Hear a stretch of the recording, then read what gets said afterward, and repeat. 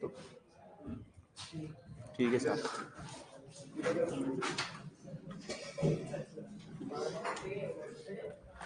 चलिए जी स्टार्ट करते हैं आज की इस क्लास को।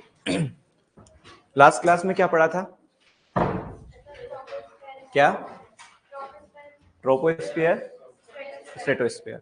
ठीक है, 2-3 क्वेश्चन पूछ रहा हूं आप लोगों से, जिसको पता है वो जवाब दीजिएगा। ऑप्टिमम कंसंट्रेशन ऑफ ओजोन कितना पीपीएम पाया जाता है? 2 से 2 to 8 पीपीएम। कितने किलोमीटर एरिया के अंदर पाया जाता है? 20 to 40 किलोमीटर के अंदर। ठीक है, इसके बाद में ड्राई एडियाबेटिक लैप्स रेट जो है पर किलोमीटर जाने पर कितना डिग्री सेल्सियस टेम्परेचर डिक्रीज होता है? कितना? 10। और वेट एडियाबेटिक लैप्स रेट 6। ठीक है, और लैप्स रेट 6.5 डिग्री सेल्सियस पर किलोमीटर। यदि हम 1000 फीट जाएंगे तो 3.5 डिग्री फ़ारेनहाइट।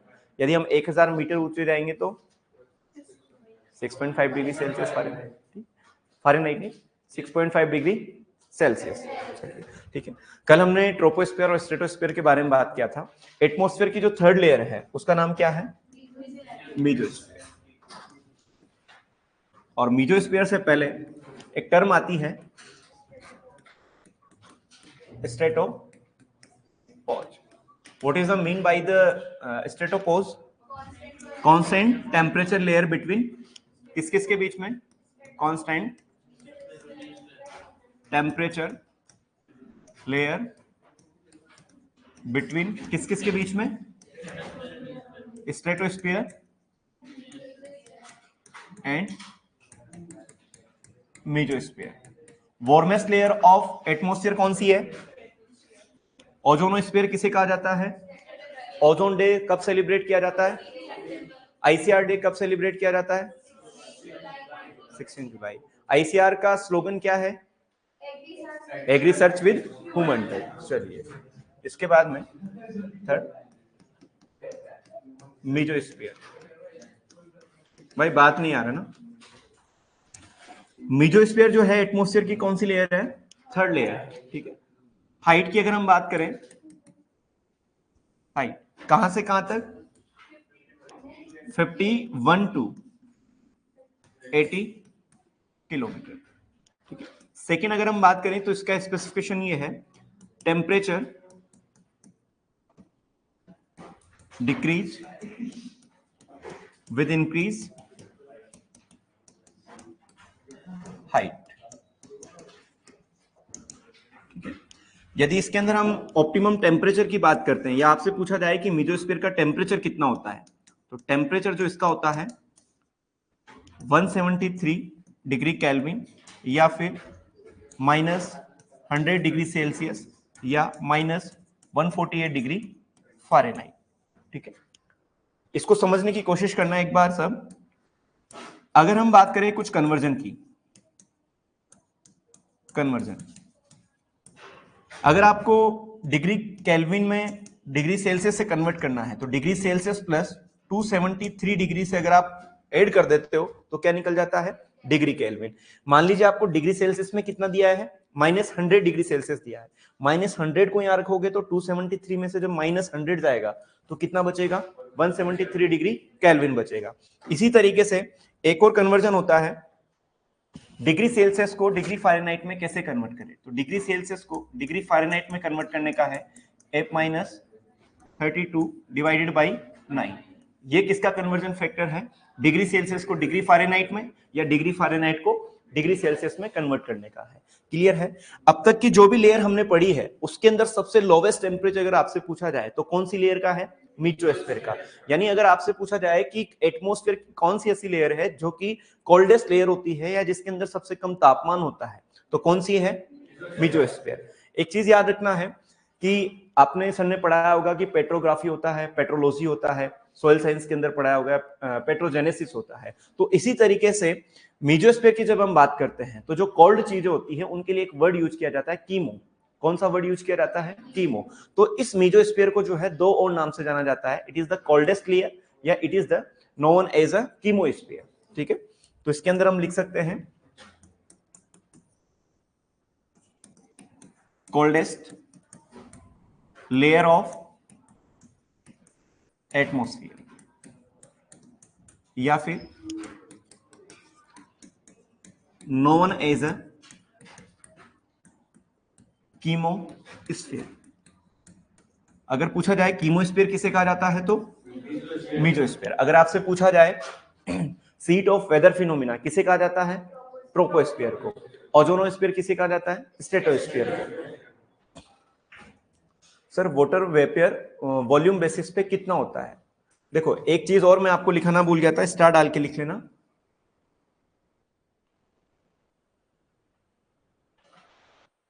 चलो यही लिख लेना, ये हो गया खत्म।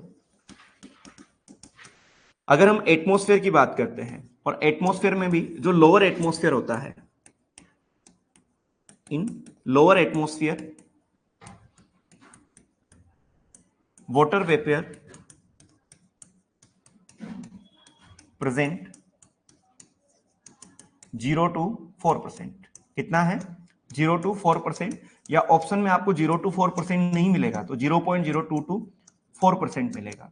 ठीक है, रेडी एंड रेडी में जो है 0 to 4% है, ऐसा रेडी में 0.02 to 4% है। ठीक है, वाटर वेपर का मतलब क्या होता है कि जो वाटर है वो किस फॉर्म में है गैसियस फॉर्म में है जो कि एटमॉस्फेयर के अंदर है। तो लोअर एटमॉस्फेयर के अंदर अगर आपसे पूछा जाए वाटर वेपर कितना परसेंट होता है बाई वॉल्यूम, ये क्या है बाई वॉल्यूम, तो 0 to 4% या फिर 0.02 to 4%। क्लियर हुआ। केवल मीजोस्फीयर के अंदर आपको तीन चार चीजें याद रखना है। फर्स्ट चीज कि मीजोस्फीयर की हाइट जो है 51 to 80 किलोमीटर होती है। Temperature decreases with increase height. अब क्वेश्चन ये बनता है कि ऐसा क्यों हो रहा है, क्योंकि हम जानते हैं कि लगभग 85% मास ऑफ द एटमॉस्फेयर किसके द्वारा कवर किया जाता है ट्रोपोस्फीयर। 15% मास किसके द्वारा कवर किया जाता है स्ट्रेटोस्फीयर। अगर हम 40 किलोमीटर के अंदर टोटल एटमॉस्फेयर की मास की बात करते हैं तो कितना परसेंट कवर हो जाता है 99%। यहां तक क्लियर है। मतलब ये हुआ कि स्ट्रेटोस्फीयर जब खत्म हुआ तो उसके बाद में गैसेस का जो कंपोजिशन था वो क्या है बिल्कुल कम है। ठीक है, तो इस वजह से टेम्परेचर, गैसेस नहीं होगी तो वाटर होल्डिंग कैपेसिटी नहीं होगी, डायरेक्ट जो है वो हीट को एब्जॉर्ब नहीं कर पाएगी। इस वजह से मीजोस्फीयर का जो टेम्परेचर होता है वो क्या होता है लोवेस्ट होता है। ये चीज क्लियर है। इसके बाद में नेक्स्ट जो स्फीयर आता है, या फिर यहां पर एक टर्मिनोलॉजी आपको पता होना चाहिए, मीजोपोज। मीजोपोज, मीजोपोज का मतलब क्या है कांस्टेंट टेम्परेचर लेयर। सीटीएल का मतलब क्या है कांस्टेंट टेम्परेचर लेयर। किस किस के बीच में मीजोस्फीयर एंड थर्मोस्फीयर। ये चीज क्लियर है। इसके बाद में जो लास्ट लेयर आपकी बचती है उसका नाम क्या है फोर लेयर। क्या है थर्मोस्फीयर। थर्मोस्फीयर की अगर हम बात करें तो थर्मोस्फीयर की हाइट की अगर हम बात करें, हाइट तो कितनी होगी हाइट 81 टू मतलब 1600 किलोमीटर। रेडियन रेडी के अंदर जो है ये 400 किलोमीटर आपको मेंशन है। ठीक है, लेकिन याद रखना है कितना है 1600 किलोमीटर तक जो है क्या आपका थर्मोस्फीयर है। थर्मोस्फीयर जो है एटमॉस्फेयर की आउटर लेयर है, ये चीज भी आपको क्लियर है। जब आउटर लेयर है तो सन और अर्थ के बीच में जो कॉन्टेक्ट सबसे ज्यादा होगा वो किस लेयर में होगा थर्मोस्फीयर में होगा। इस वजह से इसके अंदर टेम्परेचर जो है इंक्रीजिंग हाइट के साथ साथ टेम्परेचर भी क्या होता है इंक्रीज होता है। ठीक है, तो इसके अंदर हम सेकेंड पॉइंट लिख सकते हैं temperature increase with height increase. ये चीज क्लियर है। इसके बाद में अगर हम थर्मोस्फीयर की बात करते हैं तो थर्मोस्फीयर को हम कितनी लेयर में डिवाइड कर सकते हैं टू लेयर के अंदर। कौन कौन सी, एक तो एक्सोस्फीयर और आइनोस्फीयर। अगर आपसे पूछा जाए कि थर्मोस्फीयर की अपर लेयर कौन सी है,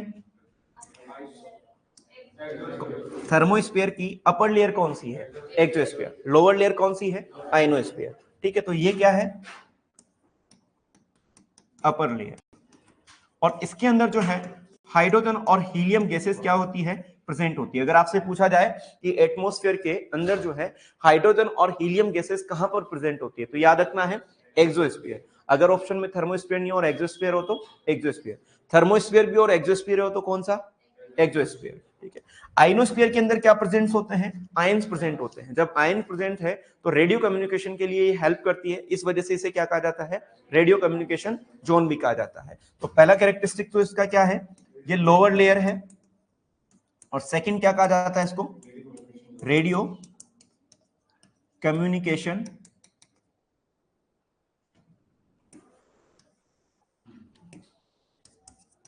रेडियो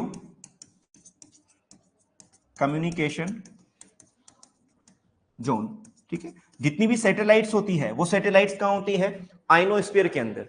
ये चीज क्लियर है? तो ये आपका है थर्मोस्फीयर। यहां से ज्यादा कोई क्वेश्चन इससे नहीं पूछा जाएगा। एटमॉस्फेयर के स्ट्रक्चर के अंदर जो पहला इंपॉर्टेंट क्वेश्चन बनता है कि किस बेसिस पर एटमॉस्फेयर का क्लासिफिकेशन किया जाता है, तो वर्टिकल टेम्परेचर वेरिएशन के बेसिस पे।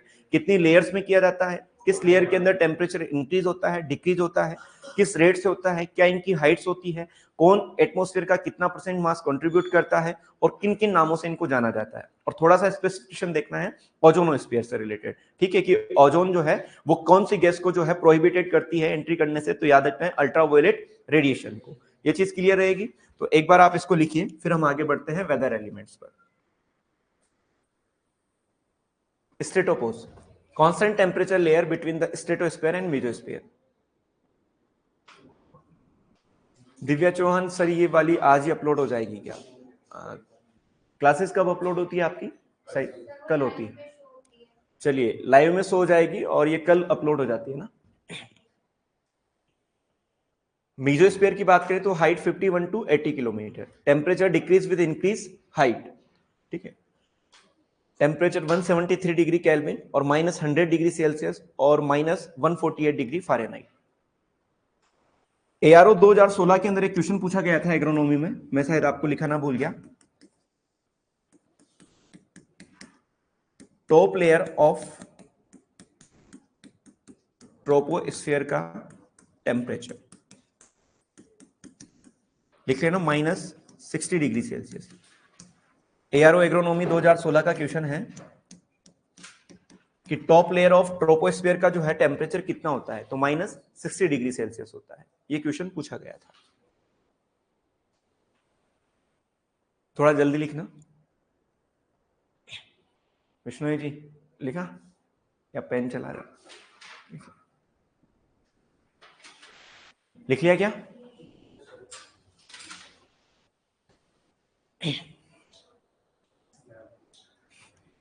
थोड़ा सा स्पीड में चलना जरूरी है। तुम 1 घंटा अगर यहाँ आते हो तो थोड़ा सा कुछ तो लेके जाओ। अपन अब 2 स्लाइड पढ़े और पूरी क्लास खत्म हो जाए तो मजा का। चलिए, इसको भी लिख लीजिए। Degree Celsius divided by 5। जिन्होंने कर लिया है वो एक क्वेश्चन कीजिए, 100 डिग्री सेल्सियस को डिग्री फ़ारेनहाइट में कन्वर्ट कीजिए। 100 डिग्री सेल्सियस को डिग्री फ़ारेनहाइट में कन्वर्ट कीजिए। जिन जिन ने लिख लिया है वो ये काम कीजिए।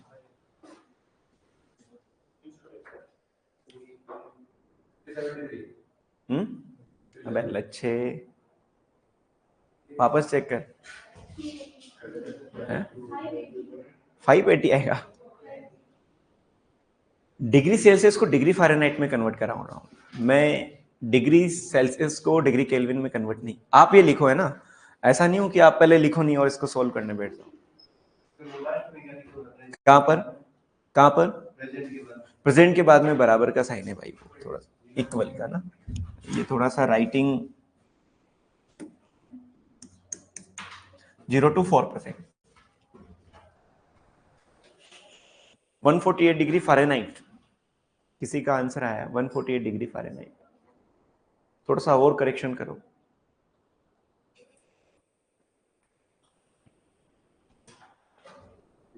कीमोस्फीयर आप यूं मत समझना कि केमिकल्स रिगार्डिंग यहां पर चीजें होती है, इस वजह से कीमोस्फीयर दिया गया है। ठीक है, कोल्ड रीजन होने की वजह से इसको कीमोस्फीयर कहा गया है। 212 डिग्री फ़ारेनहाइट, सुरेंद्र कुमार बता रहे हैं। दोस्त ये माइनस में आएंगे या प्लस में आएंगे 212 डिग्री? चलो ये लिख लिया क्या? पहला प्राइमर ऑब्जेक्टिव और गोल के बीच में डिफरेंस जानते हो? अच्छा, चलिए फिर तो अच्छी बात है। तो हमारा जो प्राइम ऑब्जेक्टिव है वो इसको कवर करना है पहले ना। चलो लिखिए ये थर्मोस्फीयर, माइनस के आएंगे 212 डिग्री फ़ारेनहाइट। ठीक है, अभी हम सोल्व करेंगे जब टेम्परेचर पढ़ेंगे तो। It is the melting point of water, sorry, it is the boiling point of water in degree Fahrenheit. Thermosphere में लिख लो, हाइट जो है 81 to 1600 kilometre, temperature increase with height increase, thermosphere जो है एक्सोस्फीयर की अपर लेयर का मतलब समझ गए, थर्मोस्फीयर की अपर लेयर है कौन, एक्सोस्फीयर। माइनस के आएंगे 2 से ना, प्लस 212 डिग्री माइनस के आएंगे, चलो सोल्व करेंगे उसको। ये लिखा क्या, लिखो 2 मिनट रुके, चलिए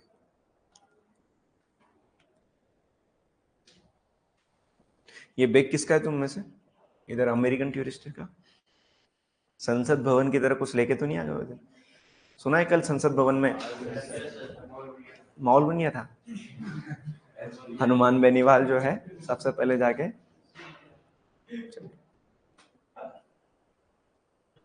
राष्ट्रीय लोकतांत्रिक पार्टी जो है महज 1 सीट के साथ जो है सिमट चुकी है, और किसी अगर कोई रालोपा का समर्थक हो तो भाई बुरा मत मानना, कोशिश अच्छी थी क्योंकि बीजेपी को जिताने में उसका योगदान रहा है। लिख लिया क्या, चलिए जी। इसके बाद में हम बात करते हैं वेदर एलिमेंट्स के बारे में।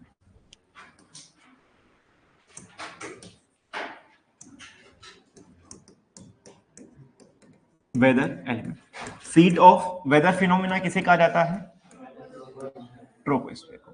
वेदर एलिमेंट्स की अगर हम बात करें, एक क्वेश्चन आपसे पूछा जाता है कि कितने जो है वेदर एलिमेंट्स होते हैं। इसको समझने के लिए सबसे पहले हम समझेंगे सन को, ठीक है। सन से रेडिएशन आती है, उन्हें हम क्या बोलते हैं, सोलर रेडिएशन।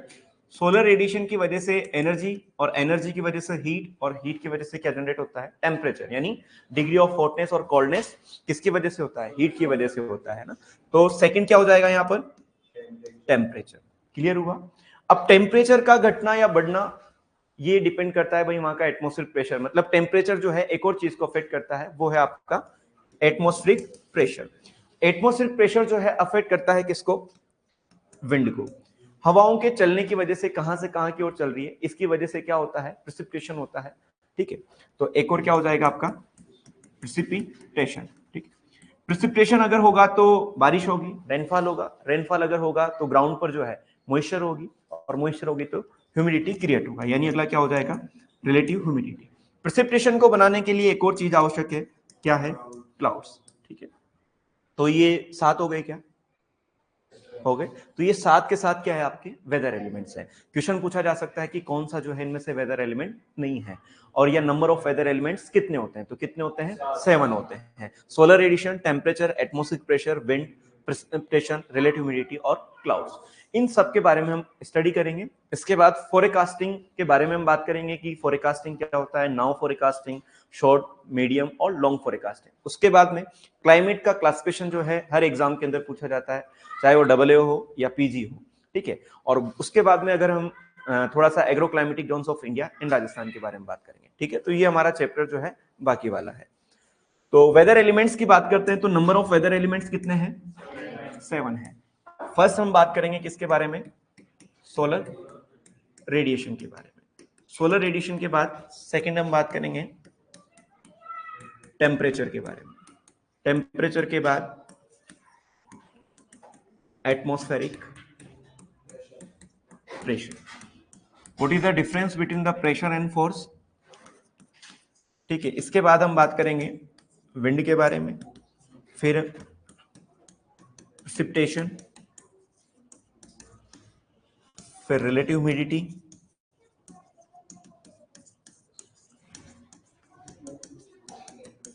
और लास्ट जो है हम बात करेंगे क्लाउड्स के बारे में, ठीक है। तो एक सिंपल क्वेश्चन आपको याद रखना है कि कौन सा जो है वेदर एलिमेंट है और कौन सा वेदर एलिमेंट नहीं है। सबसे पहले हम बात करते हैं सोलर रेडिएशन के बारे में। First one, solar radiation. Solar radiation की अगर हम बात करें, इसको एक बार समझिए, उसके बाद में लिखना। पूरी अर्थ पर जो है एनर्जी का अगर प्राइम सोर्स की बात करते हैं, यूनिवर्सल सोर्स की बात करते हैं, तो कौन है, सन है। भाई बात मत करिए, सन जो है वो अर्थ पर, किसी को अगर बात करनी है तो 2 मिनट बात कर लो, ठीक। सन जो है किसका सोर्स है, एनर्जी का सोर्स है, और सन से जो एनर्जी है वो किस फॉर्म में आती है, सोलर रेडिएशन के रूप में आती है। और रेडिएशन क्या है? अगर रेडिएशन की बात करें तो radiant form of energy which is consist of small particles, those are known as a quanta or photons। यानी जो सन से आने वाली जो एनर्जी है वो रेडिएशन की फॉर्म में आती है, उसको हम सोलर रेडिएशन बोलते हैं। ये छोटे छोटे पार्टिकल से मिलकर बनी होती है जिनको क्वांटा या फोटोन कहा जाता है। दैट इज क्लियर, ये चीज समझ में। अब सन से जो है रेडिएशन कितने प्रकार की होती है? जितनी भी रेडिएशन आएगी उनको हम बोलते हैं टोटल इनकमिंग रेडिएशन। क्या कहा जाता है? टोटल इनकमिंग रेडिएशन कहा जाता है। और सन से जो है मेनली 3 प्रकार की रेडिएशन आती है। एक डायरेक्ट रेडिएशन होती है, एक डिफ्यूज रेडिएशन होती है, और एक जो है रिफ्लेक्टेड बैक होती है, या जिन्हें हम अल्बिडो बोलते हैं। एक बार समझने के लिए मैं आपको बता रहा हूं, डायरेक्ट रेडिएशन, इसका मतलब क्या है कि सन से जो है रेडिएशन कहां आ रही है? डायरेक्ट आ रही है, यानी बिना कोई उसके अंदर अवरोध उत्पन्न हुए या बिना किसी पार्टिकल्स के द्वारा स्कैटर्ड हुए कहां पर पहुंचती है? अर्थ सरफेस पर पहुंचती है, तो उसको हम क्या बोलते हैं? Direct radiation. Diffuse radiation, diffuse का मतलब होता है कहीं ना कहीं टकराकर जो है वो दूसरे डायरेक्शन में चली जाना, या किसी चीज से टकराकर जो है कहां पर पहुंचती है? अर्थ सरफेस पे पहुंचती है। इसको हम स्कैटर्ड रेडिएशन भी कहा जाता है, अभी हम समझेंगे। एक हो गया हमारा डायरेक्ट रेडिएशन, एक हो गया डिफ्यूज रेडिएशन। मान लीजिए सन है और सन से अगर डायरेक्ट रेडिएशन अर्थ पर पहुंच रही है तो इसको हम क्या बोलेंगे? Direct radiation. मान लीजिए कुछ क्लाउड्स हैं, बादल हैं, या कोई स्मोक के पार्टिकल हैं या स्मोक है, तो यहां से रेडिएशन आई, फिर इससे टकराई, फिर इससे टकराई, फिर अर्थ पर पहुंच रही है, तो ये हमारे लिए कौन सी होगी? Diffuse radiation. ठीक है। एक रेडिएशन ऐसी है जो अर्थ सरफेस पर आती है लेकिन वापस क्या हो जाती है? रिफ्लेक्टेड बैक हो जाती है, इसको हम क्या बोलेंगे? रिफ्लेक्टेड रेडिएशन, या फिर इसे क्या कहा जाता है? अल्बिडो कहा जाता है। That is clear. अगर मैं आपसे कहूं डायरेक्ट और डिफ्यूज, इन दोनों को अगर हम जोड़ देते हैं तो इनको कहा जाता है ग्लोबल रेडिएशन। क्या कहा जाता है? Global radiation. और ग्लोबल रेडिएशन में से अगर आप रिफ्लेक्टेड रेडिएशन को माइनस कर देते हो तो निकल के आ जाता है आपका नेट रेडिएशन। अभी हम समझेंगे। आपको केवल अभी याद रखना है कि सन से जो रेडिएशन आती है उन्हें हम क्या बोलते हैं? Solar radiation. और सोलर रेडिएशन के अंदर 2-3 पॉइंट्स हैं जो आपको याद रखना है। First one, sun is the prime source of energy in earth, on the earth। Second point की बात करते हैं, what is the mean of radiation? Radiation का मतलब होता है it is the radiant form of energy, radiant form of energy, ठीक है, which consist of small particles known as a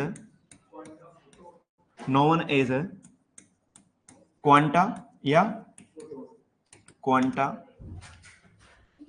और photon in the form of electromagnetic waves।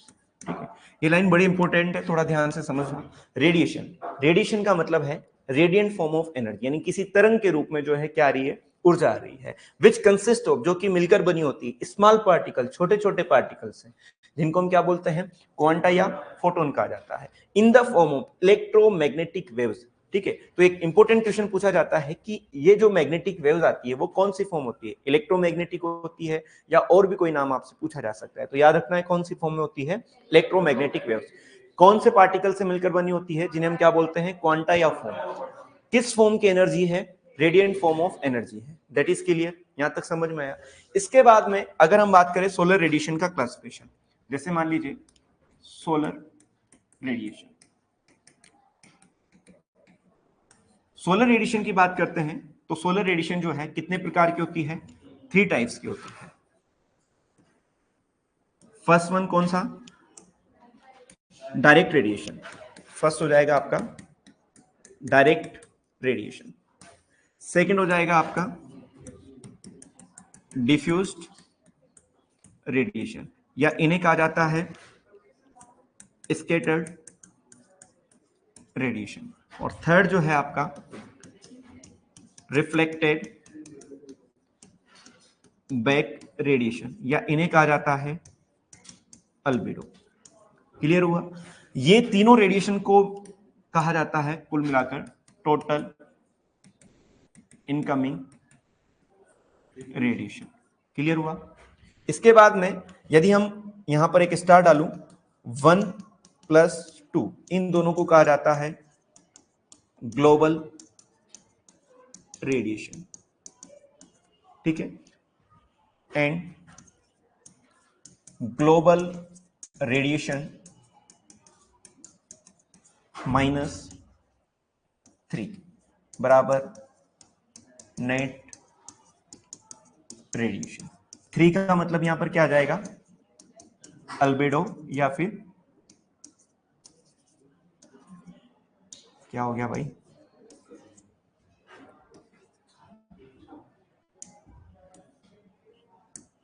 या लिख लेना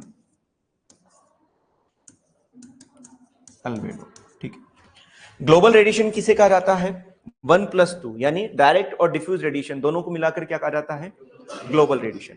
ग्लोबल रेडिएशन में से अगर हम अल्बेडो को माइनस कर देते हैं तो क्या बचता है हमारे पास, नेट रेडिएशन। ये चीज समझ में आई। इसके बाद में एक क्वेश्चन पूछा जाता है कि डायरेक्ट रेडिएशन को हम किसके द्वारा मेजर करते हैं, तो याद रखना है टोटल इनकमिंग रेडिएशन को तो हम मेजर करते हैं पायरेनोमीटर के द्वारा, ठीक है। यहां पर लिख लेना मेजर्ड बाय पायरेनोमीटर। डायरेक्ट रेडिएशन की बात करते हैं तो डायरेक्ट रेडिएशन को मेजर किया जाता है, शॉर्ट में MES लिख रहा हूं मैं, पायरे हेलियोमीटर के द्वारा। किसके द्वारा, पायरे हेलियोमीटर के द्वारा। जबकि इसको मेजर किया जाता है शेडिंग पायरेनोमीटर के द्वारा, और इसे मेजर किया जाता है अल्बेडो मीटर के द्वारा, ठीक है। ये तीन चीजें आपको क्लियर है। डायरेक्ट रेडिएशन को किससे मेजर किया जाता है, पायरे हेलियोमीटर। पायरेनोमीटर के द्वारा किसको मेजर किया जाता है, टोटल इनकमिंग रेडिएशन, जिसके अंदर डायरेक्ट भी है, डिफ्यूज भी है और रिफ्लेक्टेड रेडिएशन भी है। रिफ्लेक्टेड रेडिएशन का दूसरा नाम क्या है, अल्बेडो रेडिएशन। डिफ्यूज रेडिएशन का सेकंड नाम क्या है, स्कैटर्ड रेडिएशन। डायरेक्ट रेडिएशन को किससे मेजर किया जाता है, पायरे हेलियोमीटर, ठीक है। डिफ्यूज रेडिएशन को किससे मेजर किया जाता है, शेडिंग पायरेनोमीटर, ठीक है। उसके बाद रिफ्लेक्टेड रेडिएशन को किससे मेजर किया जाता है, एल्बिडोमीटर। आपसे पूछा जाए ग्लोबल रेडिएशन, ग्लोबल रेडिएशन किसे कहा जाता है, 1+2 मींस डायरेक्ट और डिफ्यूज रेडिएशन को क्या कहा जाता है, ग्लोबल रेडिएशन। और ग्लोबल रेडिएशन में से हम किसको माइनस कर देंगे, रिफ्लेक्टेड रेडिएशन को माइनस कर देंगे, तो क्या आ जाएगा हमारा, नेट रेडिएशन।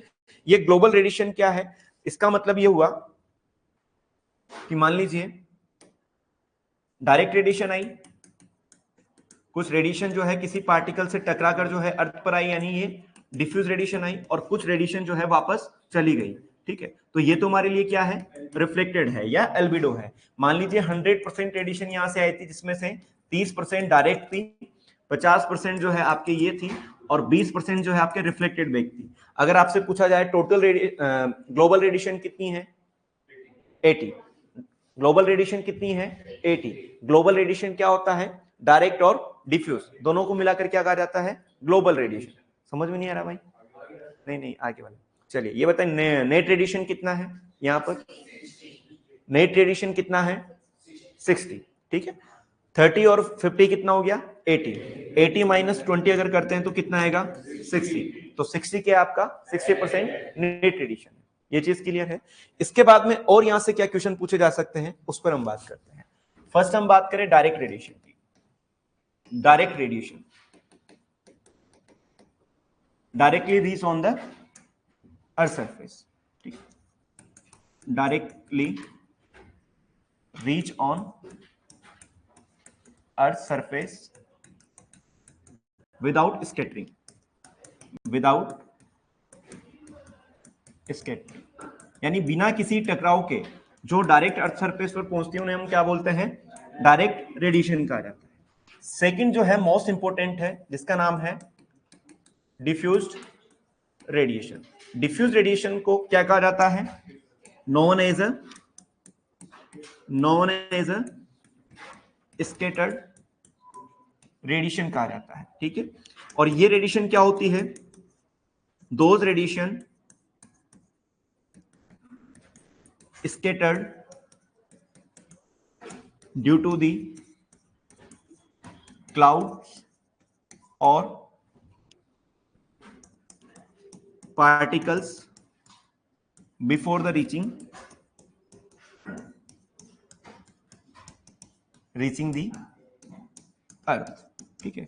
इन्हें हम क्या बोलते हैं, डिफ्यूज रेडिएशन कहा जाता है। अब मोस्ट इंपोर्टेंट आपको ये याद रखना है कि अगर आपसे क्वेश्चन पूछा जाए कि डायरेक्ट रेडिएशन और डिफ्यूज रेडिएशन में से कौन सी रेडिएशन ऐसी है जो प्लांट के अंदर पेनेट्रेशन जो है, यानी प्लांट के अंदर जो है जिनकी एंट्री ज्यादा होगी, डायरेक्ट रेडिएशन की या डिफ्यूज रेडिएशन की, किसकी होगी, डिफ्यूज रेडिएशन की जो पेनेट्रेशन कैपेसिटी है वो क्या होगी, ज्यादा होगी। तो एक इंपॉर्टेंट पॉइंट है जो कि आपको याद रखना है,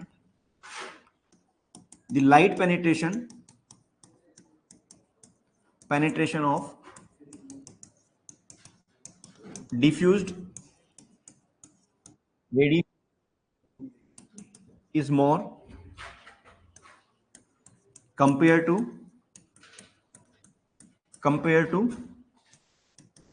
direct radiation। ये चीज क्लियर है, यहां तक समझ में आया क्या? फर्स्ट इज डायरेक्ट रेडिएशन में कोई ज्यादा समझने की आवश्यकता नहीं है। डिफ्यूज रेडिएशन यानी टकराकर जो है अर्थ सरफेस पे आएगी, टकराने को जो है स्कैटर्ड बोला जाता है, तो स्कैटर्ड रेडिएशन कहा जाता है। मैंने कहा इसका मेजरमेंट जो है वो शेडिंग पायरेनोमीटर के द्वारा किया जाता है। जब एटमॉस्फेयर के अंदर क्लाउड होंगे तो क्लाउड होने से छाया होगी, छाया को अंग्रेजी में शेड कहा जाता है। जब क्लाउड है तो जाहिर सी बात है रेडिएशन डायरेक्ट नहीं आएगी, वो टकरा कर आएगी। इस वजह से डिफ्यूज रेडिएशन को जो मेजर किया जाता है वो किससे किया जाता है, शेडिंग पायरेनोमीटर से किया जाता है। जबकि डायरेक्ट रेडिएशन जो है इन्हें हम क्या बोलते हैं, पायरेहेलियोमीटर से। जबकि टोटल इनकमिंग रेडिएशन किससे मेजर किया जाता है, पायरेनोमीटर से किया जाता है। ये चीज क्लियर है। इसके बाद में मोस्ट इंपोर्टेंट इसके आते हैं factor affecting diffuse radiation. Factor affecting diffused radiation. Factor affecting diffuse radiation के अंदर 3 फैक्टर हैं जो आपसे पूछे जा सकते हैं। फर्स्ट है क्लाउडीनेस, ठीक है। सेकंड है आपका सीजन, और थर्ड है आपका देखो, अगर क्लाउडीनेस ज्यादा होगा तो क्या स्कैटर्ड रेडिएशन ज्यादा होगी क्या, ठीक है। तो क्लाउडीनेस यदि ज्यादा है, क्लाउडी यदि ज्यादा है तो स्कैटर्ड रेडिएशन भी क्या होगी, ज्यादा होगी। सीजन की बात करते हैं तो विंटर सीजन के अंदर आपने देखा होगा कोहरा पड़ता है, स्मोक ज्यादा होता है। तो विंटर सीजन के अंदर क्या होता है, अगर विंटर सीजन होगा तो स्कैटर्ड रेडिएशन का परसेंटेज भी क्या होगा, ज्यादा होगा। बात आती है लेटीट्यूड की। लेटीट्यूड मैंने आपको बताया था कि इमेजिनरी लाइन जो क्या करती है, दो ज्योग्राफिकल पॉइंट्स के बीच में डिस्टेंस को इंडिकेट करती है, उसको हम क्या बोलते हैं, लेटीट्यूड बोलते हैं। आप सभी जानते हैं कि पूरे ग्लोब के अंदर सबसे ज्यादा जो टेम्परेचर है वो इक्वेटर पर होता है। कहां पर होता है, इक्वेटर पर। रीजन क्या है, क्योंकि इक्वेटर पर जो सन है वो सीधा चमकता है। जैसे जैसे आप दूरी जाते जाओगे वैसे वैसे जो रेडिएशन है, सन की जो डायरेक्ट रेडिएशन है वो नहीं आएगी, यानी वो कम होती जाएगी। इसका मतलब ये हुआ कि जो हायर लेटीट्यूड्स होते हैं वहां पर एनर्जी का सोर्स कौन सी रेडिएशन होती है, स्कैटर्ड रेडिएशन होती है। तो एक इंपॉर्टेंट क्वेश्चन है, higher latitude scattered radiation is the prime source of energy, prime source of energy। ये 3-4 पॉइंट्स आपको क्लियर है क्या? पहली चीज डायरेक्ट रेडिएशन, कोई ज्यादा समझने की आवश्यकता नहीं। डिफ्यूज रेडिएशन जिन्हें क्या कहा जाएगा, स्कैटर्ड रेडिएशन। स्कैटर्ड रेडिएशन को किससे मेजर करेंगे, शेडिंग पायरेनोमीटर के द्वारा। Light penetration of diffuse radiation is more compare to direct radiation. Clear है, कोई चीज डायरेक्ट आएगी तो पेनिट्रेशन जो है वो इजीली नहीं करती है, लेकिन डिफ्यूज रेडिएशन का जो पेनिट्रेशन कैपेसिटी है वो ज्यादा होती है। और रिफ्लेक्टेड रेडिएशन तो कोई पेनिट्रेशन करती नहीं है, इस वजह से उनको हम जो है ग्लोबल रेडिएशन के अंदर काउंट नहीं करते हैं। इसके बाद है फैक्टर अफेक्टिंग डिफ्यूज रेडिएशन की कौन कौन से ऐसे फैक्टर हैं जो डिफ्यूज रेडिएशन को अफेक्ट करते हैं। फर्स्ट है क्लाउडीनेस, ज्यादा अगर क्लाउड्स होंगे ज्यादा स्कैटर्ड रेडिएशन होगी, रेडिएशन डायरेक्ट नहीं आ पाएगी, यानी स्कैटर्ड रेडिएशन क्या होती है, ज्यादा होती है। सीजन की बात करते हैं तो विंटर सीजन के अंदर जो है ज्यादा स्मोक होता है, इस वजह से स्कैटर्ड रेडिएशन भी क्या होगी, ज्यादा होगी। लेटीट्यूड की मैंने बात की तो हायर लेटीट्यूड्स पर जैसे कि 90 डिग्री 60 डिग्री, तो वहां पर जो प्राइम सोर्स ऑफ एनर्जी है वो क्या होगा, आपका स्कैटर्ड रेडिएशन होगी। ये चीज क्लियर है क्या? एक बार आप इनको लिखिए, फिर हम अल्बिडो के बारे में समझेंगे क्योंकि यहां से क्वेश्चन पूछे जाते हैं। यहां तक लिख लिया था, चलिए इसको लिखिए। सर सेडिंग पायरेनो और पायरेनोमीटर में क्या डिफरेंस होता है? सेडिंग पायरेनो और पायरेनोमीटर में डिफरेंस ये होता है कि साइंटिस्ट ने एक ऐसा इंस्ट्रूमेंट बनाया है जो तीनों रेडिएशन को मेजर करता है, उसको पायरेनोमीटर बोलते हैं, और जो केवल किसको मेजर करेगा, स्कैटर्ड रेडिएशन को मेजर करेगा, उसको हम सेडिंग पायरेनोमीटर बोलेंगे। Which farming system is completely dependent on rain water? कौन सा फार्मिंग सिस्टम जो है वो कंप्लीटली डिपेंड करता है रेन वाटर पर? तो जाहिर सी बात है, फार्मिंग सिस्टम की अगर हम बात करते हैं तो ड्राईलैंड के अंदर जो भी आप फार्मिंग सिस्टम फॉलो करोगे वो टोटली डिपेंडेंट किस पर होगा? रेन वाटर पर होगा। ठीक है, चलिए जी ये लिखिए फटाफट।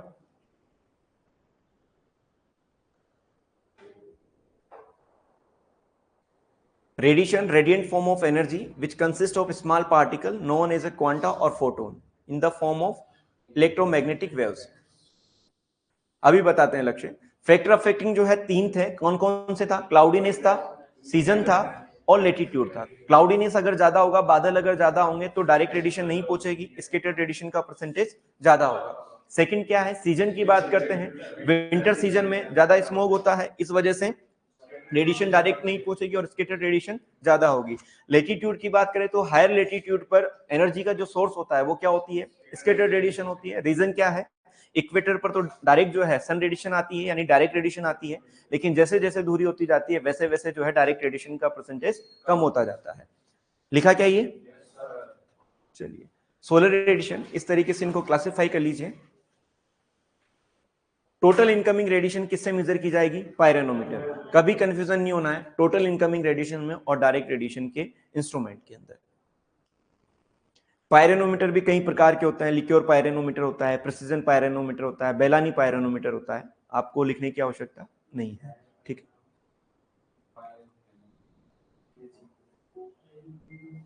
इंडिया के अंदर जो मेनली यूज किया जाता है वो बेलानी पायरेनोमीटर यूज किया जाता है। अगर आप लिखना चाहो तो लिख लेना, बेलानी पायरेनोमीटर, ठीक है। इसके अलावा एक लिकोर पायरेनोमीटर होता है और एक लिकोर है ना, लिक्योर नहीं है। लिक्योर जानते हो क्या होता है लिक्योर? प्रिसिजन पायरेनोमीटर, चलिए लिखो, डिंग्स बोलते हैं ना। बेलानी पायरेनोमीटर लिखो, अबे लिख ले, चलो लिखो लिखो लिखो। डायरेक्ट रेडिएशन, डिफ्यूज रेडिएशन और रिफ्लेक्टेड रेडिएशन।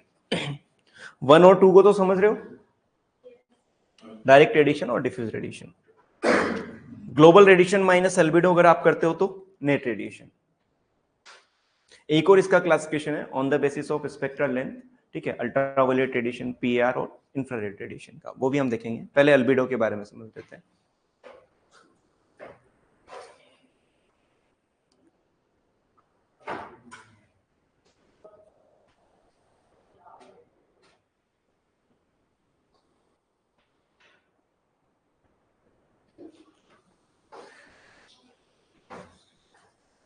लिखा?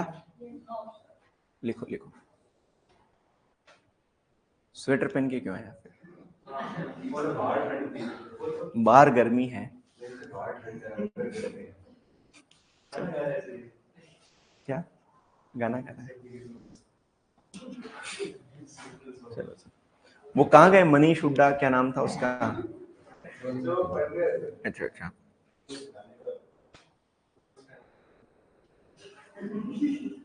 क्या? अच्छा अच्छा, अच्छी बात है।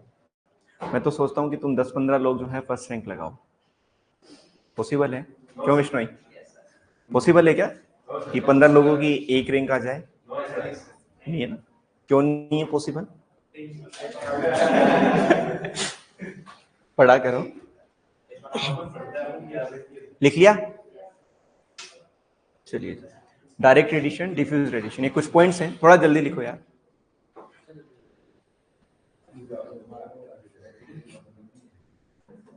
हमारे एक सर थे, शुक्ला सर, डॉक्टर उमानाथ शुक्ला, है ना, अभी भी है, ऐसा नहीं है ना। हाँ, हमें पढ़ाते थे जोधपुर यूनिवर्सिटी के अंदर। अभी सीओई है, कंट्रोलर ऑफ एग्जामिनेशन है, और डिपार्टमेंट के हेड भी हैं इकोनॉमी के। वो जब पढ़ाते थे तो वो बहुत फास्ट लिखाते थे, है ना?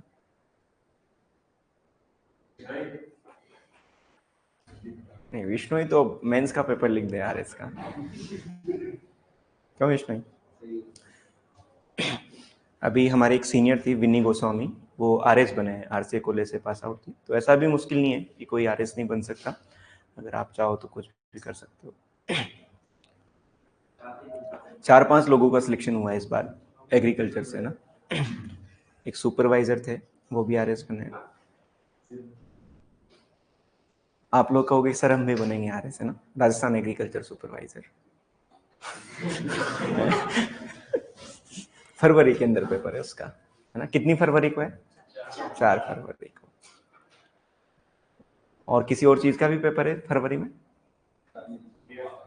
अच्छा, क्या है?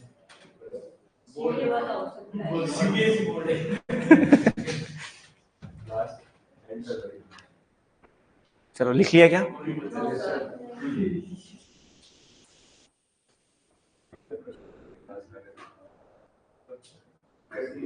विकास नागर यार दोस्त, फास्ट तो लिखाना पड़ेगा ना। अगर अपन 2 स्लाइड पढ़ा के चले जाए तो उसमें मजा नहीं है ना, टाइम कम है, चीजें कवर करानी है। लिख लिया क्या? बिल्कुल बिल्कुल लिखो।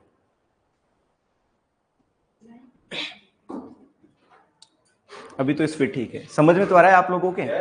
एक तो ऐसा नहीं हो कि मैं यहाँ पे पढ़ा के चला जाऊं और पीछे से गालियां दो कि नहीं क्या सर, हैं? ऐसा नहीं है? चलिए दे क्या, ठीक है बोल दे, कोई दिक्कत नहीं। लिख लिया? चलिए, ये 3 चीजें वो लिख लो, क्लाउडीनेस, सीजन और लैटिट्यूड।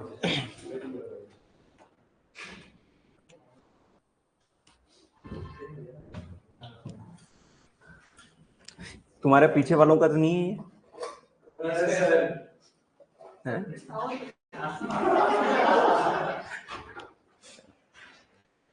नहीं, कोई भूल जाए अगर पीछे जाते वक्त तो ले जाना इसका ना। अबे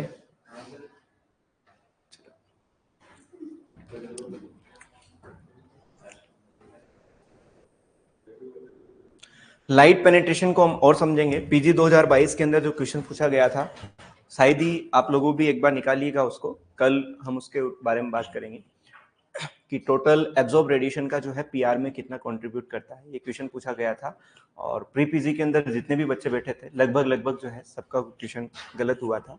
एक बड़ा कॉम्प्लेक्स क्वेश्चन था, उस पर हम चर्चा करेंगे। अभी लिखा क्या? ये 3 पॉइंट लिखने हैं, cloudiness, season, latitude.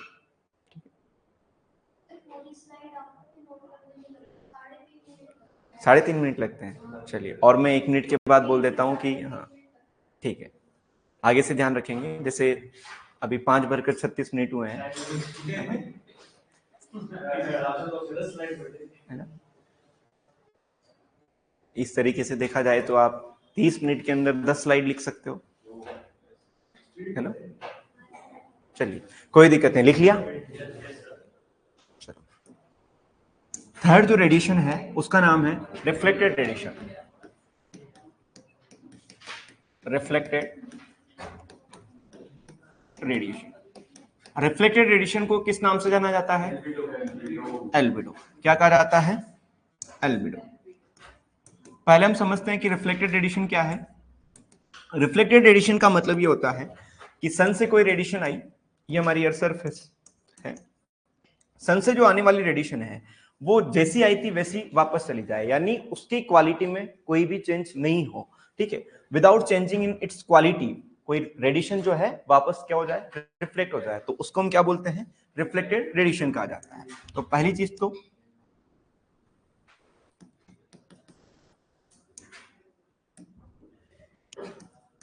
Radiation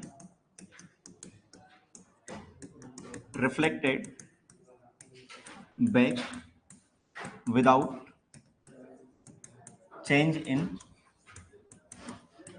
its quality, ठीक है, इसे हम क्या बोलते हैं? रिफ्लेक्टेड रेडिएशन कहा जाता है। ये चीज समझे। अब मोस्ट इंपोर्टेंट जो चीज है वो है आपका अल्बिडो, ठीक है। अल्बिडो की अगर हम बात करें तो अल्बिडो जो है एक लैटिन वर्ड से लिया गया है, लैटिन वर्ड, जिसका मतलब होता है वाइटनेस, ठीक है, जिसका मतलब क्या होता है, वाइटनेस। अगर इसके रिफ्लेक्टेड रेडिएशन या अल्बिडो की अगर हम बात करते हैं तो इसकी रेंज जो होती है, वेरी गुड, कितनी होती है, रेंज जो है 0 to 1 होती है। यहां पर जो 0 है वो यूज किया जाता है ब्लैक बॉडी के लिए, और 1 जो यूज किया जाता है वो यूज किया जाता है व्हाइट के लिए। ये चीज समझ में आई। इसके बाद में आपसे क्वेश्चन पूछा जाता है what is the formula of albedo. Albedo के अगर फॉर्मूले की अगर हम बात करते हैं, ठीक है, तो टोटल इनकमिंग रेडिएशन, रेडिएशन, और ऊपर हो जाएगा आपका रिफ्लेक्टेड रेडिएशन। यदि हम किसी भी चीज को 100 से मल्टीप्लाई कर देते हैं तो वो जो है किस में आ जाती है, वैल्यू परसेंट में आ जाती है। यदि मैं यहाँ पर इसको 100 से मल्टीप्लाई कर दूंगा तो ये किस में आ जाएगा, अल्बिडो परसेंटेज में आ जाएगा। समझ में आया क्या यहाँ तक? तो यदि अगर आपसे पूछा जाए अल्बिडो का डेफिनेशन क्या होता है, अल्बिडो का डेफिनेशन हो जाएगा कि percentage of reflected radiation from without changing their quality of total incoming radiation, इसको हम क्या बोलते हैं, अल्बिडो। या हिंदी में आपको ये समझना है कि भाई जितनी रेडिएशन आ रही है उनमें से कितनी रेडिएशन ऐसी है जो बिना उनकी क्वालिटी में चेंज हुए रिफ्लेक्ट हो चुकी है, उसको हम क्या बोलते हैं, अल्बिडो कहा जाता है। ये चीज समझ में। अब 0 हमने ब्लैक के लिए क्यों यूज किया और 1 जो है व्हाइट के लिए क्यों यूज किया, इसको हम पहले समझते हैं, ठीक है। मान लो जैसे कि कोई ब्लैक बॉडी है, आपने देखा होगा कि गर्मियों के दिनों में सर्दियों के दिनों में या गर्मियों के दिनों में किसी ब्लैक कपड़े को अगर आप सुखाते हो तो वो जल्दी सूख जाता है, ठीक है। उसका रीजन क्या है कि ब्लैक बॉडी की जो एब्जॉर्बिंग कैपेसिटी है लाइट को वो ज्यादा होती है। मान लीजिए जैसे कि 100 रेडिएशन हमने इनकमिंग रेडिएशन की, टोटल इनकमिंग रेडिएशन कितनी थी, 100 थी, और 100 रेडिएशन आई, लेकिन रिफ्लेक्ट जो होगी वो कितनी होगी, 0 होगी। यानी टोटल सारी की सारी रेडिएशन को इसने क्या कर लिया, एब्जॉर्ब कर लिया। ये चीज समझ में आई क्या? यदि मैं यहां पर ब्लैक बॉडी के लिए एल्बिडो निकालूं तो एल्बिडो का फॉर्मूला क्या है कि टोटल इनकमिंग रेडिएशन कितनी है, तो टोटल इनकमिंग रेडिएशन कितनी है, यहां पर 100 है। टोटल इनकमिंग रेडिएशन कितनी है, 100 है। इसके बाद में रिफ्लेक्टेड रेडिएशन की बात करें तो कितनी है, 0 है। तो रिफ्लेक्टेड रेडिएशन कितनी है, 0 है। अगर हम इंटू 100 की बात करते हैं, ठीक है, क्या हुआ, 100 का भाग अगर आप 0 में दोगे तो क्या आएगा, 0 आएगा। 0 को अगर 100 से मल्टीप्लाई करोगे तो क्या आएगा, 0 आएगा। यानी ब्लैक बॉडी का जो एल्बिडो है वो कितना होता है, 0 होता है। ये चीज समझ में आई क्या? आपने देखा होगा कि जहां पर बर्फ ज्यादा होती है, जहां की सरफेस जो है वो बर्फ से कोटेड होती है, वहां पर भी सन की रेडिएशन आती है, लेकिन वहां पर जितनी रेडिएशन आती है वो बर्फ जो है वो आइस जो है उसको एब्जॉर्ब नहीं करती है, और सारी की सारी रेडिएशन क्या हो जाती है, रिफ्लेक्टेड बैक हो जाती है। यदि अगर हम व्हाइट सरफेस की बात करते हैं या व्हाइट बॉडी की बात करते हैं, तो व्हाइट बॉडी पे मान लीजिए जैसे कि 100 रेडिएशन आती है, और 100 की 100 रेडिएशन ही वापस क्या हो जाती है, रिफ्लेक्टेड बैक हो जाती है। यानी टोटल इनकमिंग रेडिएशन कितना था, 100 था, वापस रिफ्लेक्टेड कितनी हुई, 100 हुई। यदि हम इसको परसेंट में निकालेंगे तो 100 से मल्टीप्लाई कर देंगे, अभी हम परसेंट में नहीं निकाल रहे, तो 100 से 100 क्या हो जाएगा, क्रॉस हो जाएगा। आपके सामने क्या बचेगा, 1 बचेगा। तो व्हाइट बॉडी का एल्बिडो कितना होता है, 1 होता है, जबकि ब्लैक बॉडी का एल्बिडो कितना होता है, 0 होता है। एग्जाम के अंदर आपसे क्वेश्चन पूछा जा सकता है एल्बिडो जो है वो कौन सी लैंग्वेज का वर्ड है, लैटिन लैंग्वेज, जिसका मतलब क्या होता है, व्हाइटनेस। रेंज कितनी होती है, 0 to 1। 0 किसकी कौन सी बॉडी की होती है, ब्लैक बॉडी की। 1 की कौन सी बॉडी की होती है, व्हाइट। फॉर्मूला क्या है कि टोटल इनकमिंग रेडिएशन नीचे आएगा और रिफ्लेक्टेड रेडिएशन ऊपर आएगा इनटू 100। कभी अगर एग्जाम में आप कंफ्यूजन हो जाओ कि टोटल ऊपर आएगा या रिफ्लेक्टेड नीचे आएगा, आपको क्या याद रखना है, ब्लैक बॉडी का एग्जांपल याद रखना है कि जितनी रेडिएशन आती है उतनी ही क्या हो जाती है, एब्जॉर्ब कर ली जाती है, और वैल्यू क्या निकल के आती है, 0। तो टोटल कितनी है, 100, रिफ्लेक्टेड कितनी हुई, 0। अगर इसको आप सोल्व करते हो तो वैल्यू क्या आती है, 0 आती है। समझ में आया क्या? ये चीज आपको याद रखना है। इसके बाद में जो सबसे इंपॉर्टेंट चीज है वो कुछ क्रॉप्स का और कुछ सोइल्स का जो है अल्बिडो परसेंटेज एग्जाम में पूछा जाता है। 1-2 साल पहले या तो डब्ल्यूओ 2018 के अंदर या पीजी 2019 के अंदर एक क्वेश्चन पूछा गया था कि राइस का अल्बिडो कितना होता है। वेरी गुड, कितना होता है? 12% होता है। अब देखो ऐसा तो है नहीं कि फार्मर जो है वो अल्बिडो मेजर करने बैठेगा, लेकिन हमें एग्जाम पॉइंट ऑफ व्यू से इन सारी चीजों को याद करना है। अभी देखते हैं इनको कैसे याद करना है। पहली चीज पर्टिकुलर्स, ठीक है, और इधर लिख देते हैं अल्बिडो परसेंटेज। मान लीजिए फर्स्ट टाइम हम बात करते हैं ब्लैक सॉइल के बारे में, ठीक है, ब्लैक सॉइल। और ब्लैक सॉइल में भी दो सॉइल हैं, एक ड्राई सॉइल है और एक मॉइस्ट सॉइल है। एक मॉइस्ट सॉइल है और एक ड्राई सॉइल है। आप में से मुझे कौन बताएगा कि कौन सी सॉइल का अल्बिडो जो है, मॉइस्ट सॉइल का या ड्राई सॉइल का, किसका अल्बिडो ज्यादा होगा? ड्राई का अल्बिडो ज्यादा होगा, मॉइस्ट का अल्बिडो कम होगा। क्योंकि आप सभी जानते हैं कि जो चीज जितनी रेडिएशन को एब्जॉर्ब करती है उसका अल्बिडो उतना ही क्या होता है? कम होता है, ठीक है। जैसा कि हमने अभी देखा ब्लैक बॉडी ज्यादा रेडिएशन को एब्जॉर्ब किया तो उसकी वैल्यू क्या आई? 0 आई। व्हाइट की अगर हम बात करते हैं तो जितना ज्यादा रेडिएशन को उसने रिफ्लेक्ट किया उसकी वैल्यू क्या आई? ज्यादा आई।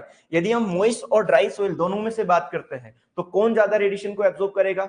मॉइस्ट करेगा। जो ज्यादा रेडिएशन को एब्जॉर्ब करेगा उसका अल्बिडो क्या होता है? कम होता है। तो मॉइस्ट सॉइल का जो अल्बिडो होता है वो केवल 8% होता है, जबकि ड्राई सॉइल का कितना होता है? 14% होता है।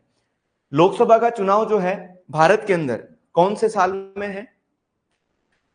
अरे बताओ ना भाई, 2024 के अंदर है। तो नरेंद्र मोदी जी हमारे भारत के क्या है? प्रधानमंत्री हैं। वो कौन से ईयर तक जो है वो प्रधानमंत्री बने रहेंगे? वैसे 2028 तक बने रहेंगे। 2024 में जो है पूर्ण बहुमत के साथ जो है भाजपा सरकार बनेगी, है ना? ऐसा नहीं है। देखिए अभी हमें याद रखना है कि पीएम जो है सेकंड हमारा आता है पीएम। पर पीएम का मतलब क्या होता है? Pearl millet. तो पर्ल मिलेट का जो एल्बिडो है वो कितना होता है? 24 होता है। That is clear.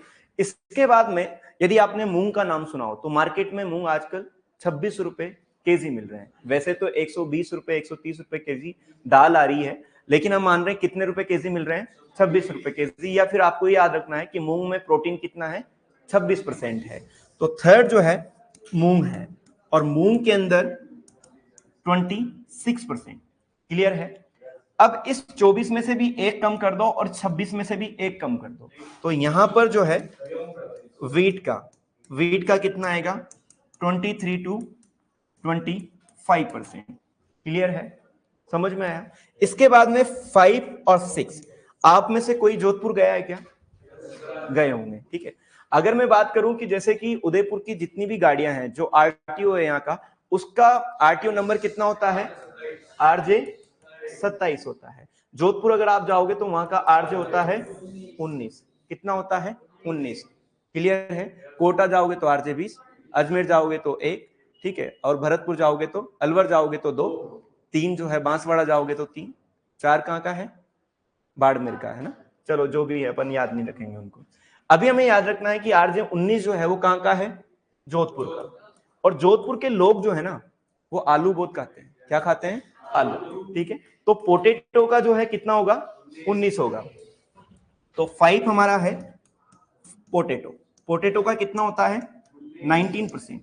आप में से कोई 12 गया है क्या? 12 वाले जो है वो राइस ज्यादा खाते हैं, साउथ वालों की तरह। माना कि वैसे खाते नहीं है, याद करने के लिए, ठीक है। राइस का कितना होता है? 12%, ठीक है। तो ये कुछ अल्बिडोज हैं जो कि आपको याद रखना है, ठीक है। यहां से एक न एक क्वेश्चन जो है आपसे पूछा जा सकता है, ठीक है। ब्लैक सोइल की बात करें, कॉन्सेप्ट माइंड में हमेशा याद रखना है कि वह सोइल जो ज्यादा रेडिएशन को एब्जॉर्ब करेगी उसका अल्बिडो क्या आएगा? कम आएगा। ये क्वेश्चन अगर आपसे पूछ भी लिया जाए कि टोटल इनकमिंग रेडिएशन इतनी है और रिफ्लेक्टेड इतनी है तो अल्बिडो कितना होगा? ब्लैक सोइल के अंदर मॉइस्ट सोइल का कितना है? 8%, ड्राई सोइल का कितना है? 14%, परमलिट का कितना है? 24%, मूंग का कितना है? 26%, वीट का कितना है? 23 से 25, पोटैटो का कितना है? 19, राइस का कितना है? 12%। अगर आपसे क्वेश्चन ये पूछा जाए कि जनरली जो क्रॉप प्लांट्स होते हैं, जनरली अगर आपसे क्वेश्चन पूछा जाए कि क्रॉप प्लांट्स के लिए अल्बिडो कितना होता है? 7। जनरली क्रॉप प्लांट्स के लिए, सारी क्रॉप्स के लिए एक अगर हम एवरेज वैल्यू की बात करें तो कितना होगा? 15 से 25%, 15 to 25%। ये एल्बिडो जो है आपको याद रखना है। क्लियर है? एक बार आप इसको लिख लीजिए। Reflected radiation albedo, radiation reflected back without changing it's quality, उसे कहा जाता है एल्बिडो। ये जो क्वेश्चन आप पूछ रहे हो विकास नगर, ये क्वेश्चन जो है प्री पीजी का क्वेश्चन है 2022 या 2021 का। जो क्वेश्चन जो है जिसने भी कंडक्ट करवाया था उन्होंने ये क्वेश्चन डिलीट कर दिया गया था, ठीक है। The nitrogen content of leaf litter varies from 50 to 150 KG, 500 से 1000 केजी, 150 से 300 केजी और 1000 केजी से ज्यादा था। ये क्वेश्चन जो है वो डिलीट हो गया था, मतलब उन्होंने जिसने कंडक्ट कराया था, शायद जॉबनेर यूनिवर्सिटी ने जब 2021 या 2022 का कराया था, 21 का क्वेश्चन है ये ना, तो ये क्वेश्चन जो है वो डिलीट हो गया था। लीफ लिटर का केवल एक जगह मेंशन है, सोयाबीन जो है राजेंद्र प्रसाद की बुक है उसके अंदर मेंशन है, और उसमें 200 से 300 केजी जो है वो मेंशन है, तो इस वजह से ये क्वेश्चन जो है वो डिलीट कर दिया गया था। लिखो रिफ्लेक्टेड रेडिएशन, ये लिखा क्या, लिख लिया कंप्लीट, चलिए ये भी लिख लीजिए पर्टिकुलर्स में। ब्लैक सोइल का, मोइस्ट का 8%, ड्राई का 14%, परमलेट का 24%।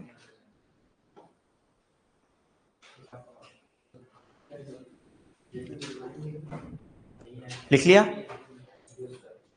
चलो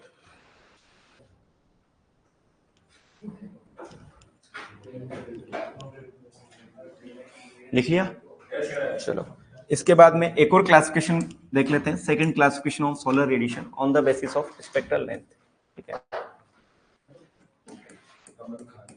classification of solar radiation,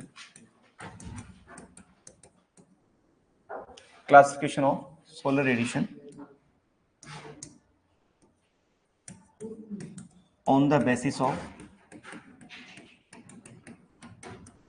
spectral length, ठीक है। इसके बेसिस पर जो है रेडिएशन को 3 तरीके से डिवाइड किया गया है।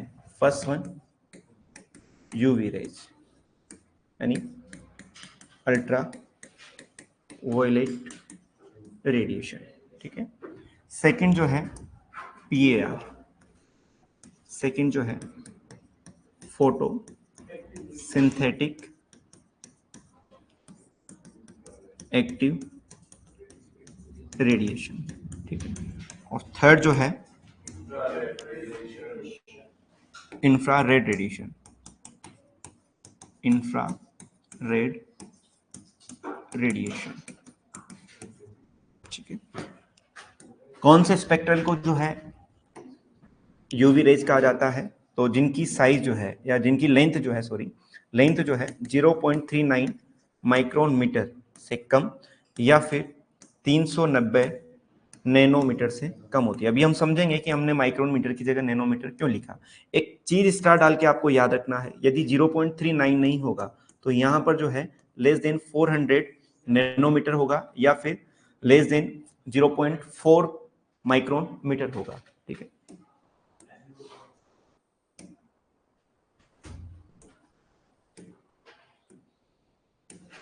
या तो यहाँ पर 0.4 से कम होगा या यहाँ पर जो है 400 नैनोमीटर से कम होगा।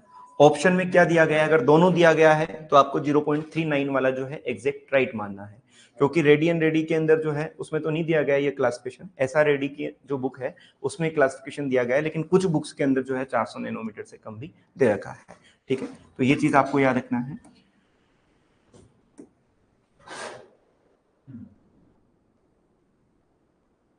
यूवी रेज जो है वो 3 प्रकार की होती है। कौन कौन सी? केबीसी, ए, बी और सी, 100 से 280 नैनोमीटर, ठीक है। 280 नैनोमीटर से 315 नैनोमीटर, ठीक है। और 315 से हम यहाँ पर मान रहे हैं अभी 400 या 390 नैनोमीटर। क्लियर है? अभी हम समझेंगे कि ये माइक्रोमीटर को नैनोमीटर में क्यों लिखा, ठीक है। ए, बी और सी, इनका नाम केवल ए और बी और सी के नाम से ही दिया गया है। एक क्वेश्चन पूछा जाता है सबसे हार्मफुल कौन सी है, ठीक है। हार्मफुल, तो हार्मफुल का सीक्वेंस जो है C is more harmful compare to B compare to A. जिसकी वेवलेंथ जितनी ज्यादा कम होगी वो उतनी ज्यादा क्या होती है, हानिकारक होती है, हार्मफुल होती है। That is clear. Total radiation का जो है 7%, टोटल रेडिएशन का 7% क्या होती है, यूवी रेज होती है। ये चीज क्लियर है। इसके बाद पीएआर, इन्हें शॉर्ट में कहा जाता है पीएआर कहा जाता है, और ये टोटल रेडिएशन का 44% होता है, और ये जो है 48% या 49% जो है अप्रोक्स, याद रखना है आपको। उसके बाद में इस रेडिएशन के अंदर एक चीज याद रखना है, विबजोर। क्या याद रखना है, विबजोर। और विबजोर में जो आर होता है वो रेड को इंडिकेट करता है, और रेड लाइट जो है मैक्सिमम कंट्रीब्यूशन करती है किसके अंदर, पीआर में। या फिर फोटोसिंथेसिस के अंदर सबसे ज्यादा पार्टिसिपेट कौन सी करती है, रेडिएशन। इसका क्लासिफिकेशन भी है, रेडिएशन को जो है परसेंटेज में भी है कि कौन सी रेडिएशन कितना परसेंट है, लेकिन आपको केवल ये याद रखना है अभी कि रेड रेडिएशन जो है वो फोटोसिंथेसिस में सबसे ज्यादा पार्टिसिपेट करती है। ठीक है। इसके बाद में आता है इंफ्रारेड रेडिएशन। सॉरी, यहां पर वो चीज रेंज लिखना भूल गए। रेंज जो है इसकी कितनी हो जाएगी, 400 नैनोमीटर टू 700 नैनोमीटर, या माइक्रोन मीटर में लिखेंगे 0.4 micron metre to 0.7 micron metre. ठीक है। और विबजोर, ठीक है, वी का मतलब वॉयलेट, आई का मतलब इंडिगो, लेकिन एसआर रेडी के अंदर इस आई को गायब कर रखा है। ठीक है, वहां केवल विबजोर लिखा हुआ है, वी बी जी, एक और है वाई बी, है ना, ब्लू, ग्रीन, येलो, ऑरेंज और रेड। ठीक है, रेड याद रखना है, सबसे ज्यादा कौन पार्टिसिपेट करता है, रेड। ठीक है। इसके बाद एक नियर इंफ्रारेड होती है और एक फार इंफ्रारेड होता है। ठीक है। नियर इंफ्रारेड की जो वैल्यू है 0.7 से 1.5 और 1.5 टू 4 माइक्रोन मीटर। एक बार आप ये लिखिए, फिर इसके बाद हम आगे बात करेंगे। Classification of solar radiation on the basis of spectral length. Spectral length का मतलब ये होता है कि एक तरंग दैर्ध्य का मापन किया जाता है कि उसकी लंबाई कितनी है। ठीक है। और उसके लिए जो है एक इंस्ट्रूमेंट यूज किया जाता है, या एक स्पेक्ट्रल, एक पैमाना यूज किया जाता है। जिस तरीके से आप सेंटीमीटर को मेजर करते हो, उसी तरीके से रेडिएशन की लेंथ को मेजर करने के लिए स्पेक्ट्रम का यूज किया जाता है। ठीक है। जिसके अंदर 3 प्रकार की रेडिएशन हम बात करते हैं। एक यूवी रेज होती है, फोटोसिंथेटिक एक्टिव रेडिएशन होती है, और इंफ्रारेड रेडिएशन होती है। आपको केवल अभी ये याद रखना है, यूवी रेज जो है किन्हें कहा जाता है, जिनकी वेवलेंथ कितने से कम हो। पीआर किसे कहा जाता है, जिनकी वेवलेंथ कितनी हो। और इंफ्रारेड रेडिएशन किसे कहा जाता है। इंफ्रारेड में 2 कैटेगरी है, नियर इंफ्रारेड और फार इंफ्रारेड। अल्ट्रावायलेट रेडिएशन के अंदर 3 कैटेगरी है, ए, बी और सी। सी जो है सबसे छोटा है। ठीक है, 100 से 280 नैनोमीटर, 280 से 315 और 315 से 400 नैनोमीटर। अगर हम हार्मफुल की बात करते हैं तो सबसे ज्यादा जो हार्मफुल है वो कौन सी है, सी है, फिर बी है और फिर ए है। इसका मतलब ये हुआ कि जिसकी वेवलेंथ जितनी कम वो उतनी ज्यादा क्या होती है, हानिकारक होती है। ठीक है। पीआर की बात करते हैं तो ऐसी रेडिएशन जो फोटोसिंथेसिस में पार्टिसिपेट करती है उनको हम फोटोसिंथेटिक एक्टिव रेडिएशन कहा जाता है। ठीक है, जिनकी wavelength 400 nanometre to 700 nanometre, 0.4 micron metre to 0.7 micron metre होता है। इसके अंदर एक स्केल यूज किया जाता है, आपने देखा होगा, जिसको हम इंद्रधनुष भी बोलते हैं, विबजोर भी कहा जाता है, जिसके अंदर violet, indigo, blue, green, yellow, orange और रेड। एसआर रेड्डी की बुक आप देखोगे तो वहां पर आई को जो है वो गायब कर रखा है। इन रेडिएशन के अंदर भी परसेंटेज अलग अलग है। सबसे ज्यादा जो है 11%, टोटल 44 का जो है 11% रेड रेडिएशन होती है। मींस फोटोसिंथेसिस के अंदर सबसे ज्यादा जो रेडिएशन पार्टिसिपेट करती है वो कौन सी है, आपकी रेड रेडिएशन है। सबसे कम जो है वो व्हाइट रेडिएशन जो है फोटोसिंथेसिस के अंदर पार्टिसिपेट करती है, उसको भी हम लिखेंगे आगे। इंफ्रारेड रेडिएशन की बात करते हैं, जिनकी वेवलेंथ 0.7 से ज्यादा और कहां तक हो, 0.7 से लेकर 4 माइक्रोन मीटर तक हो, वो क्या है, आपकी इंफ्रारेड है। इसको 2 भागों में डिवाइड किया गया है, नियर इंफ्रारेड और फार इंफ्रारेड। नियर इंफ्रारेड जो है 0.7 से 1.5 और फार इंफ्रारेड जो है 1.5 से 4 माइक्रोन मीटर। यहां तक आप लोगों ने लिखा क्या। इसके बाद में एक बार आप ये समझ लीजिए कि माइक्रोन मीटर को हमने नैनोमीटर में क्यों लिखा। यदि मैं 1 किलोमीटर की बात करता हूं तो 1 किलोमीटर में कितने मीटर होते हैं, 1000 मीटर होते हैं। ठीक है, 1 मीटर में कितना मिलीमीटर होता है, 1000 मिलीमीटर होता है। और 1 मिलीमीटर के अंदर अगर हम बात करते हैं तो कितने माइक्रोन मीटर होते हैं? 10 की पावर या 1000 माइक्रोन मीटर होते हैं। ठीक है, 1 माइक्रोन मीटर की बात करते हैं तो 1000 नैनोमीटर होते हैं। ठीक है, अगर मैं आपसे कहूं कि भाई 1 किलोमीटर में कितने मिलीमीटर होंगे तो आप क्या कहोगे कि सर 10 की पावर 6 मिलीमीटर होते हैं, ये होगा। अगर मैं आपसे कहूं कि 1 किलोमीटर में कितने मीटर होते हैं तो क्या कहोगे? 1000 मीटर। 1 मीटर में कितना मिलीमीटर? तो 1000 मिलीमीटर। अगर मैं कहूं 1 किलोमीटर में कितना मिलीमीटर होगा तो इन दोनों को जोड़ दोगे तो कितना हो जाएगा? 10 की पावर 6 मिलीमीटर। अगर मैं कहूं 1 मिलीमीटर में कितने माइक्रोन मीटर है तो आप क्या कहोगे? 1000 माइक्रोन मीटर। अगर मैं कहूं कि 1 किलोमीटर में कितने माइक्रोन मीटर तो 10 की power 9 micron metre. That is clear. अगर हम कहें कि 1 माइक्रोन मीटर में कितना नैनोमीटर होता है तो 1000 नैनोमीटर। यहां तक समझ में आया क्या? आप सबको पता है कि ये 1 किलोमीटर वाला फंडा। ठीक है, अब अगर मान लीजिए आपको 1 माइक्रोन मीटर दिया हुआ है, क्या दिया हुआ है? 1 माइक्रोन मीटर, और पूछा जाए कि कितना नैनोमीटर होगा 1 माइक्रोन मीटर में। ठीक है, तो जाहिर सी बात है 1 माइक्रोन मीटर में कितना होगा? 1000 नैनोमीटर। ठीक है, या 1 मीटर में नैनोमीटर पूछा जाए, 1 मीटर में नैनोमीटर पूछा जाए तो कितना होगा? 3 3 6 6 3 9, यानी 10 की पावर 9 नैनोमीटर। समझ में आया? कोई भी अगर माइक्रोन में वैल्यू अगर आपको दे रखी है, उसके नीचे अगर आप 1000 का डिवाइडेशन कर दोगे तो किस में आ जाएगी वो वैल्यू? नैनोमीटर में आ जाएगी। समझ में आया क्या? क्लियर है? अभी हमने बात किया था 0.39 माइक्रोन मीटर की, या इसको छोड़िए 0.4 माइक्रोन मीटर के बारे में। सॉरी, ये गलत कर दिया। कोई यदि माइक्रोन मीटर में आपको दे रखा है, ठीक है, उसको आपको किस में कन्वर्ट करना है? नैनोमीटर के अंदर कन्वर्ट करना है। तो इसको आप किससे मल्टीप्लाई करोगे कि वो नैनोमीटर में कन्वर्ट हो जाए? जाहिर सी बात है 1000 से करोगे। जैसे 0.4 माइक्रोन मीटर है, उसको किस में कन्वर्ट करना है? नैनोमीटर में। तो किससे मल्टीप्लाई करेंगे इसको? 0.4 इंटू 1000। इसको क्या मैं 4 डिवाइडेड बाई 10 लिख सकता हूं क्या? इंटू 1000। एक जीरो से एक जीरो क्रॉस होगा तो कितना बचेगा? 400। यानी कोई भी माइक्रोन मीटर में जो वैल्यू दे रखा है उसके नीचे हम किसका डिवाइडेशन करेंगे? 1000 का करेंगे, तो किस में कन्वर्ट हो जाएगी? नैनोमीटर में। तो 1 माइक्रोन मीटर बराबर कितना नैनोमीटर होता है? 1000 नैनोमीटर होता है। और यदि कोई माइक्रोन मीटर में आपको वैल्यू दे रखी है, उसके नीचे अगर आप 1000 का डिवाइडेशन कर देते हो तो वो किस में कन्वर्ट हो जाती है? नैनोमीटर में। आप प्रीवियस स्लाइड में देख सकते हो कि किसी भी चीज के अंदर 0.4 से मल्टीप्लाई 1000 को करते हो तो क्या जाता है? 400 नैनोमीटर आ जाता है। आज की इस क्लास में हम यहां तक ही पढ़ेंगे। कल की क्लास के अंदर हम थोड़ा स्पेक्ट्रल वाले पैटर्न को पूरा करेंगे। ठीक है, ओके, थैंक यू।